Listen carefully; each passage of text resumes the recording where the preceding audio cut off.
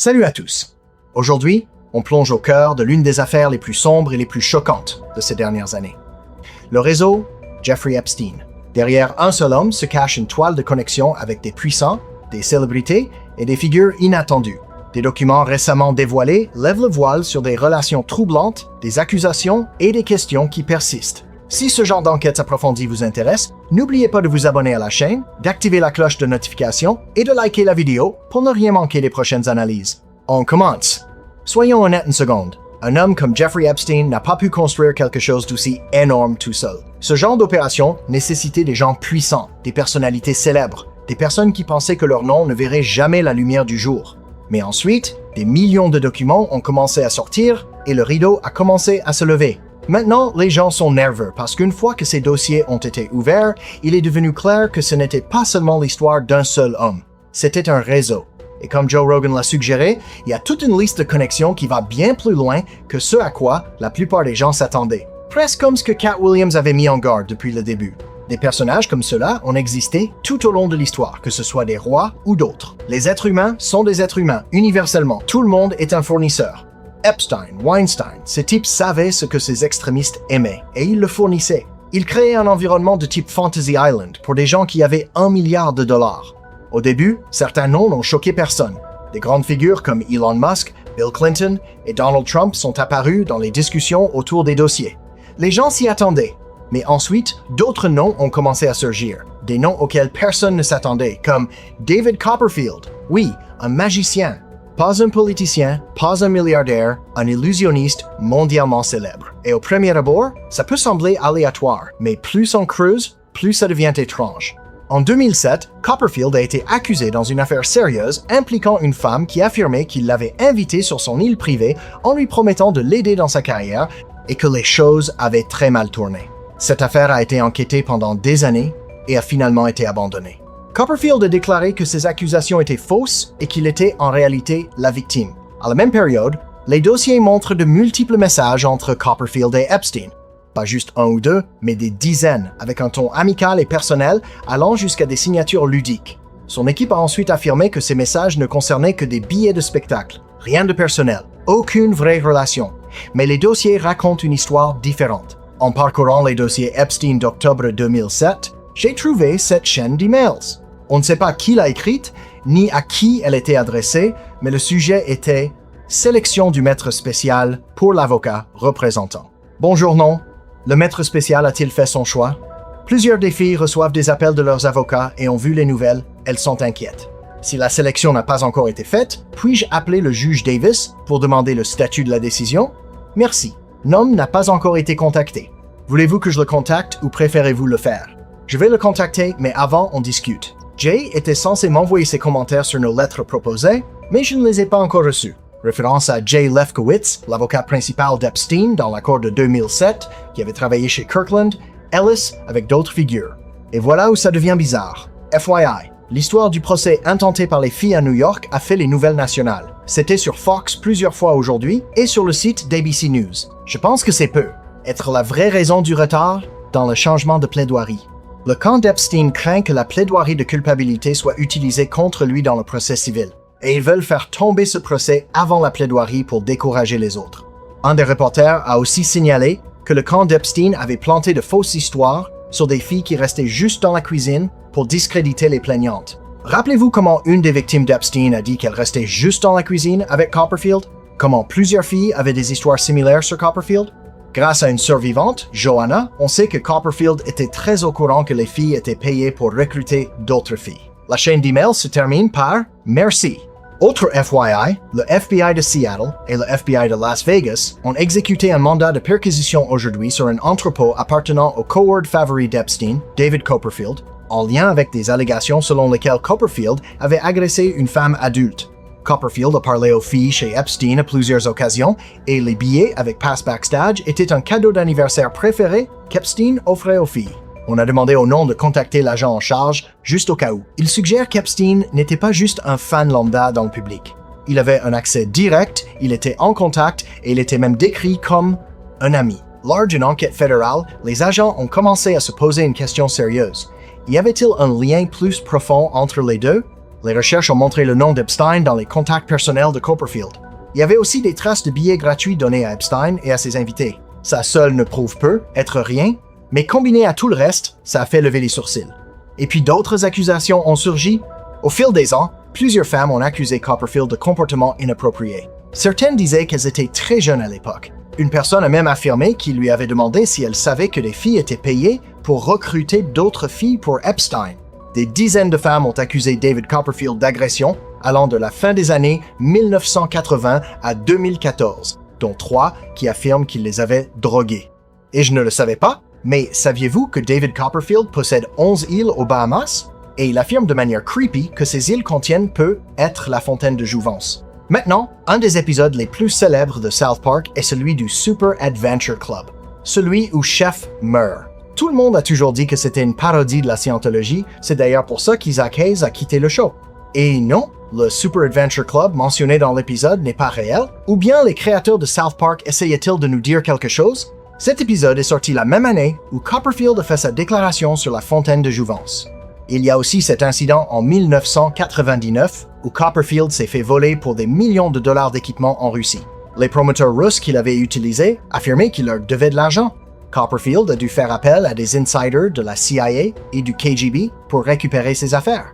Et même s'il ne demandait que 250 000 $, il a fini par dépenser plus de 500 000 $ pour les récupérer. Ensuite, il a essayé de poursuivre son assureur pour ne pas couvrir les coûts. En 2007, il a été accusé d'agression sexuelle par une femme nommée Lacey Carroll. Cette affaire a été close en 2010 quand un grand jury fédéral a décidé de ne pas porter d'accusation contre lui. Si c'est vrai, c'est pas juste une connexion, c'est une prise de conscience. Copperfield a fermement nié tout ça. Ses avocats disent qu'il ne savait rien des crimes d'Epstein et qu'il ne l'a appris, comme tout le monde, que par les nouvelles. Mais les gens ont commencé à questionner ça, surtout après avoir vu des photos de lui proche de Ghislaine Maxwell, l'associée de longue date d'Epstein. Et d'un coup, l'histoire devient compliquée parce que ce n'est plus seulement une personne. C'est des schémas, des relations, qui savait qui et qui savait quoi. Steve Tisch a aussi dit qu'il ne connaissait pas le vrai visage d'Epstein. Mais voilà où c'est plus dur à croire. Beaucoup de ces interactions ont eu lieu après qu'Epstein avait déjà été emprisonné en 2000. Depuis la dernière sortie des dossiers Epstein qui implique plus de noms que je ne peux en compter, je ne pense pas avoir vu la liste complète. Et il y a eu des reportages sur des figures du monde du sport liées à Jeffrey Epstein. Le plus grand nom, Steve Tisch, copropriétaire des Giants et producteur de films. Des emails ont émergé il y a quelques semaines. La Ligue a géré ça du mieux qu'elle pouvait, ou du moins comme elle le voulait, en disant le moins possible, en faisant le moins possible et en attendant que la tempête passe. Et je pense qu'il croyait que c'était le cas. Il y a eu un reportage hier du Wall Street Journal et de The Athletic, avec plus de détails sur les communications. Même si la déclaration de Steve Tisch émise il y a 2 vendredis disait qu'il avait eu une association brève avec Jeffrey Epstein, les emails suggèrent que c'était tout sauf bref. Et les emails ont été échangés, la relation a commencé après qu'il avait déjà purgé 13 mois en liberté conditionnelle, enregistré comme délinquant sexuel de plus haut niveau, et avait été poursuivi par de multiples victimes de ses diverses inclinations. Je pense juste que ça va devenir de plus en plus difficile. Je sais que la vibe de ceux qui étaient liés à Epstein, c'est qu'ils pensent que c'est comme d'autres affaires. Si on reste silencieux assez longtemps, tout le monde passera à autre chose. Mais les gens ne passent pas à autre chose ici, c'est vrai. Et je ne pense pas que la stratégie de la NFL, baisser la tête et fermer sa gueule, va marcher ici. Ouais, je pense que tu as raison, Mike.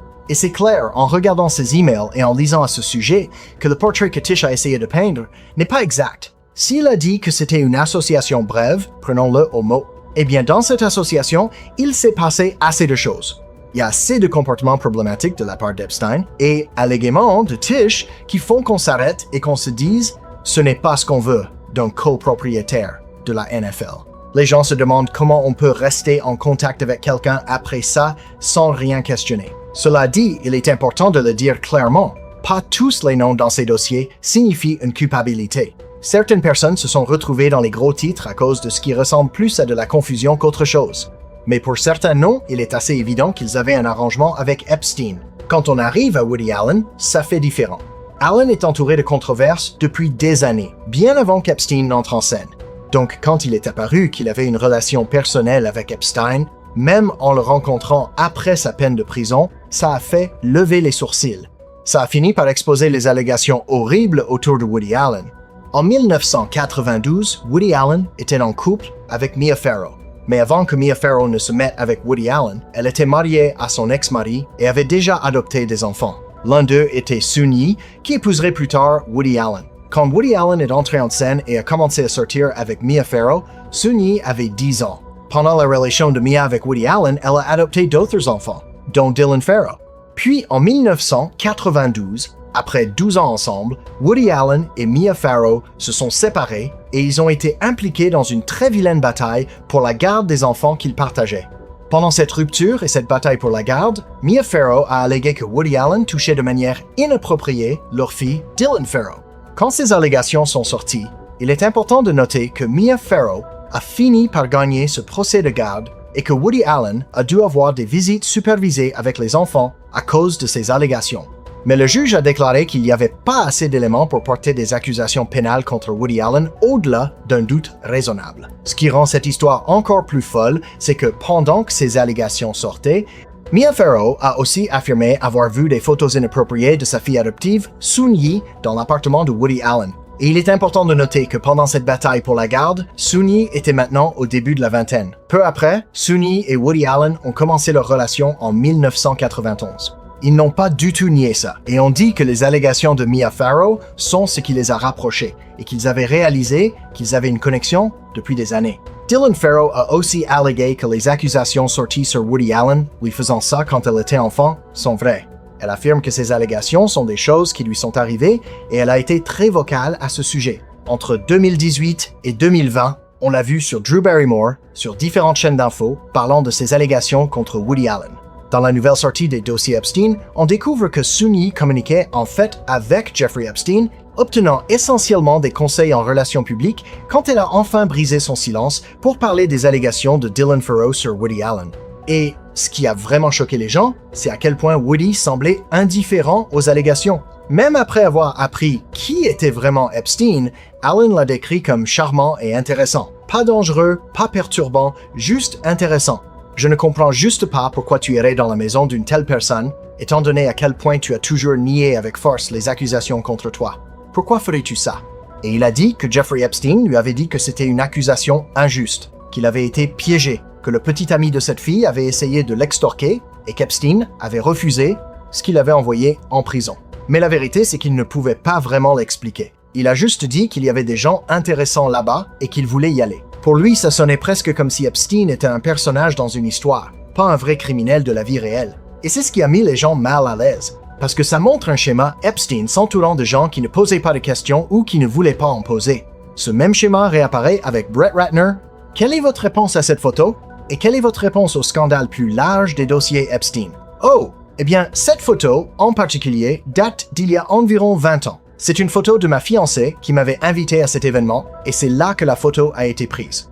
Je n'avais jamais été en contact avec Jeffrey Epstein avant cette photo, et je n'ai jamais été en contact avec lui après. Donc, c'est une photo de moi et de ma fiancée à un événement. Wow! Donc, qui était la fiancée, si ça ne vous dérange pas de le dire? Vous savez, elle ne veut pas que je partage son nom dans ce cas, mais c'était ma fiancée à 100%. C'était ma fiancée? On est toujours ensemble? Non, je ne suis plus avec elle. C'est les fiançailles les plus longues du monde, il y a 20 ans. Au début, Ratner a dit qu'une photo de lui avec Epstein n'était qu'un moment aléatoire à un événement. Rien de plus. Mais ensuite, les emails ont surgi et ils suggéraient qu'ils n'étaient pas des étrangers du tout. Des conversations, des tentatives de connexion, même des réunions apparaissant sur des agendas des années plus tard. Encore une fois, Ratner a nié toute vraie relation. Mais comme avant, la piste papier raconte une histoire plus compliquée. Et ça ne s'arrête pas à Hollywood. Epstein s'est aussi assuré de rester proche de penseurs puissants, de gens dans la science et l'académie. Un des noms les plus surprenants, Noam Chomsky. Au début, ça semblait qu'ils se connaissaient à peine, mais ensuite des lettres et des emails ont montré autre chose. Une relation amicale, des invitations, des conversations, même des éloges.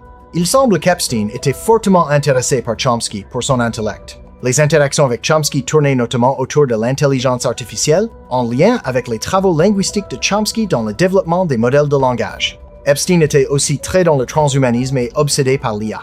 Chomsky a plus tard dit qu'il ne comprenait pas pleinement qui était Epstein à l'époque, affirmant qu'il était présenté comme quelqu'un soutenant la science et les grandes idées. Mais les critiques soulignent que certaines de ces interactions ont eu lieu quand la réputation d'Epstein s'effondrait déjà. Cette même question revient sans cesse. Qui savait quoi? Et ça nous ramène à ce que des gens comme Joe Rogan ont suggéré et ce que Cat Williams mettait en garde depuis le début. C'était pas juste le secret d'un homme, c'était un réseau. Et ce réseau communiquait souvent dans son propre langage codé, dont on commence peu être enfin à comprendre certains aspects. Dans un épisode de Joe Rogan Experience, le réalisateur Roger Avery s'est assis avec Joe Rogan et a commencé à décortiquer quelque chose que beaucoup de gens pensaient en silence. Et si ces emails n'étaient pas censés être compris au premier degré, parce que quand les gens ont lu les dossiers Epstein pour la première fois, beaucoup de choses n'avaient pas de sens. Des phrases étranges, des demandes bizarres, des mots qui sonnaient faux, des choses comme pizza, grap soda, ou même demander à quelqu'un de marcher du jerky à une autre personne. Au début, ça semble ridicule, mais plus on regarde, plus c'est dur à ignorer. Il y a clairement un code. La pizza est absolument un code. Et en latin, mundus vult decipi, ergo decipiatur. Le monde veut être trompé, donc qu'il le soit. On ne veut pas croire aux horreurs qui se cachent derrière le voile. Avec les dossiers Epstein, les gens commencent juste à prendre conscience de la bizarrerie de ce code et de certains faits. Parlons de l'acide sulfurique. Juste après son inculpation en 2018, il a commandé 6 conteneurs de 55 gallons d'acide sulfurique, soit 330 gallons. L'acide sulfurique a un usage particulièrement horrible et célèbre, dissoudre des corps humains pour effacer les preuves. Ça est renforcé par ses registres d'achat. Après l'inculpation d'Epstein, il y a eu des rapports selon lesquels il a commandé de grandes quantités de produits chimiques industriels comme de l'acide sulfurique. Le Zorro Ranch d'Epstein, en raison de cette culture de suppression de preuves, est récemment devenu le focus d'enquête des autorités. Et ce qu'ils y découvrent sort tout droit d'un film d'horreur. Il y a des photos dans la version non censurée. Ça ne montre pas qui est dessus, mais ça montre ce qui se passait au Nouveau-Mexique. Et franchement, il n'y a aucune bonne raison pour que le département de la justice ait arrêté d'enquêter là-dessus. Tout le monde aurait dû examiner ça. Ils avaient une piste d'atterrissage privée. Ils utilisaient aussi des espaces commerciaux, les gens allaient et venaient en voiture, c'est juste dégoûtant ce qui se passait là-bas. La question est de savoir qui couvrait qui et qui en bénéficiait. Mais c'est juste dégoûtant. Tout ce qu'on peut espérer maintenant, c'est que tous ceux impliqués avec lui soient traduits en justice. Pensez-vous qu'on verra un jour de grands noms jugés pour ça? Dites-le nous en commentaire ci-dessous.